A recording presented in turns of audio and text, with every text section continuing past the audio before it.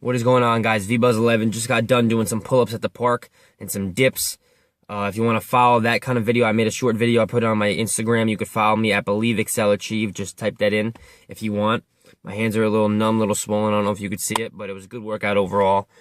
I wanted to share with you a quick topic today relating to the Bible. If you're not religious, I hope it's not offensive to you. You could obviously just exit out the video, whatever you want to do. But those of you who are religious, who are just interested in general, feel free to please listen to the next story that I'm about to tell you right now. It's John chapter 8, verse 11. I read this the other day, and it really meant a lot to me, as it probably will to all of you, because it could relate to all of us in one way or another. Jesus is in a classroom in this verse. He's in the classroom, and they obviously don't have a chalkboard or anything, so he's writing whatever he has to write in the dust on the ground. And 6 men come barging in with a lady in front of them who they're shoving into the classroom, who they're shoving into the door. The 6 men happen to be the Pharisees of law, or the teachers of law at that time. They always, were very just and studied the law. They were, I guess, just lookouts for Jesus. Whoever did anything wrong, whoever committed any sins, they would bring that person to Jesus and see what they wanted to do. See what Jesus wanted to do ultimately with that person who has sinned. So they run into the classroom with this lady. This poor lady's crying hysterical. She's seems helpless in a way. And Jesus is writing in the chalk. In the chalk. See, I got messed up. Jesus is writing in the dust on the ground, and he looks back at the 6 men. The 6 men are talking to him, saying, "Jesus, this woman here has committed the most of mortal sins. She's committed adultery.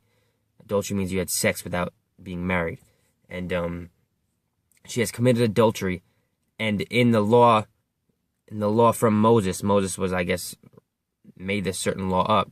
In the law from Moses, it is someone who has committed such a sin of adultery should be stoned, meaning that they throw the person in the corner, they put the person in the corner of a room, and they throw stones at her. Each person, who I guess being those 6 men, those 6 Pharisees who have brought her in there, were going to throw stone at her. So Jesus looks up at them, and he just and this is what they said in the Bible, he just glances his head a little bit, and he didn't say anything at all. And then a few moments later, he continued to write in the dust, whatever lesson he was writing.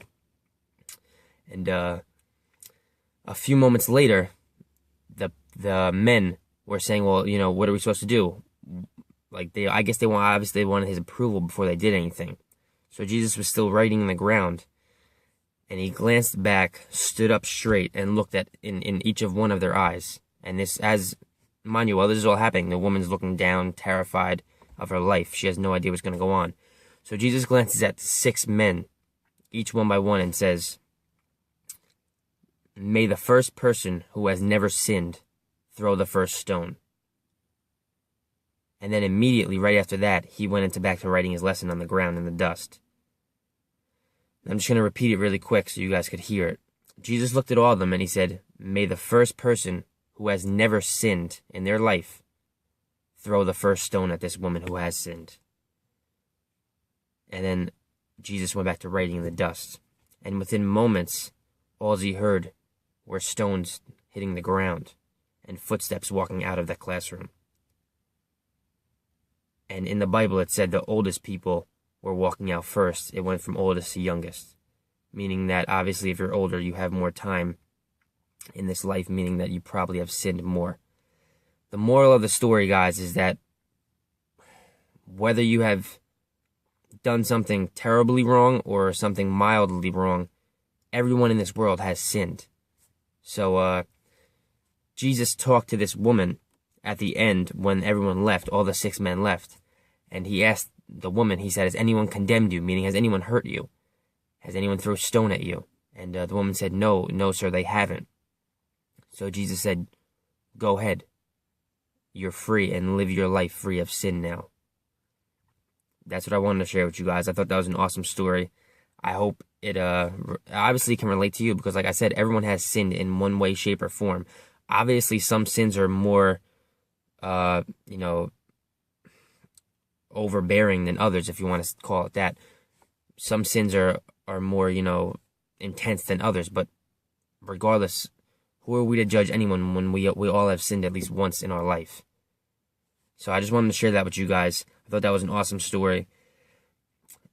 I didn't know what Jesus was going to say at that time, but what he said was probably the most perfect thing anyone could say. Anyone who hasn't sinned, throw the first stone. And obviously no one could have, because everyone has sinned at least once in their life in one way, shape, or form. So that's why I do my best not to try to judge anyone. And you never know what kind of life anyone's really living. So do your best in everything that you guys do. I hope you enjoyed the story. Believe, excel, achieve. God bless.